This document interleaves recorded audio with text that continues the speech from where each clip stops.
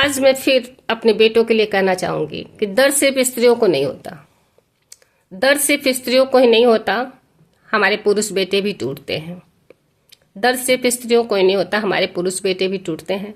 फर्क इतना है कि अगर स्त्री रो देती है, अगर स्त्री रोती है तो समाज उसे सहानुभूति देता है, अब पुरुष रो दे तो यही समाज कहता है मर्द होके रोते हो, यही समाज उंगली उठाता है कि तुम मर्द होके रोते हो।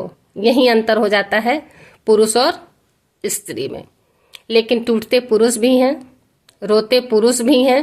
अगर नहीं रोते तो जो ये आत्महत्याएं हो रही हैं प्रतिदिन, हर 4 मिनट में हमारा पुरुष जा रहा है, अगर वो टूटता नहीं तो मरता नहीं। क्योंकि जिंदगी कितनी जरूरी है ये आप जाके हॉस्पिटल का चक्कर लगाइए कि मरते मरते आदमी चाहता है कि कोई ऐसी दवा, कोई ऐसी इंजेक्शन, कोई ऐसा ट्रीटमेंट मिल जाए कि मुझे जिंदगी कुछ साल, कुछ महीने और जीने को मिल जाए।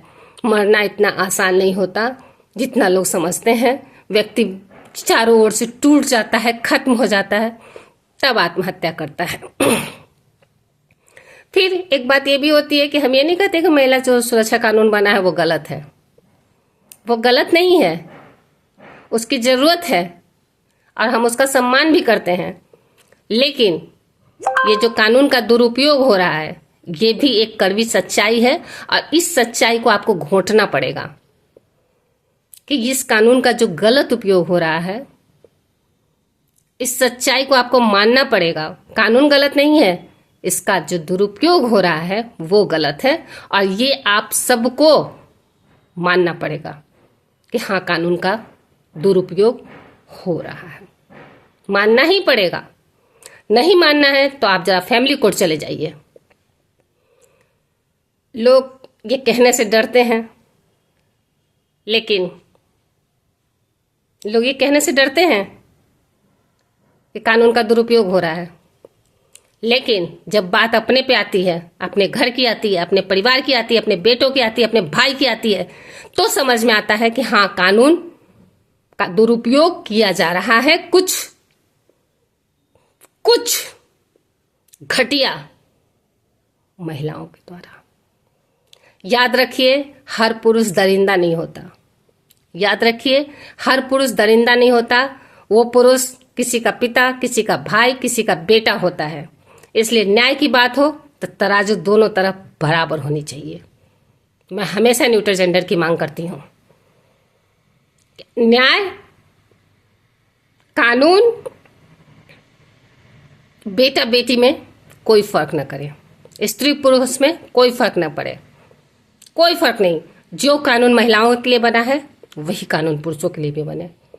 महिलाएं अगर रोती धोती महिला आयोग पहुंचती हैं तो पुरुषों के लिए एक ऐसा स्थान होना चाहिए, पुरुष के लिए पुरुष आयोग होना चाहिए, जहां जाके वो अपनी बात को रख सके, कम से कम अपनी बात कह सके। और जैसे महिलाओं के लिए त्वरित कार्रवाई होती है उसी तरह से पुरुषों के लिए भी त्वरित कार्रवाई हो, मेरी ये मांग है। तराजू दोनों तरफ बराबर होना चाहिए। अगर ये इंसाफ एक तरफा होता है तो इसको इंसाफ नहीं कहेंगे।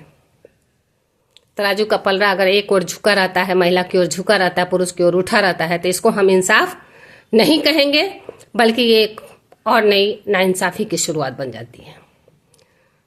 मैं तो सोच रही हूँ, सवाल आपके सोचने का है। मैं तो सोचती रहती हूँ, सोचते सोचते पागल होती रहती हूँ।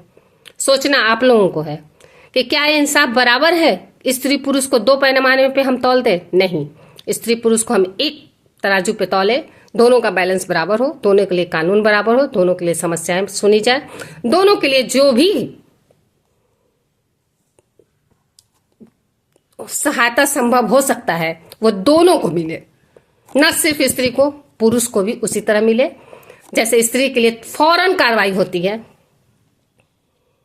पुलिस सर पर दौड़ जाती है, उसी तरह पुरुषों के लिए भी पुरुष सर पर दौड़े।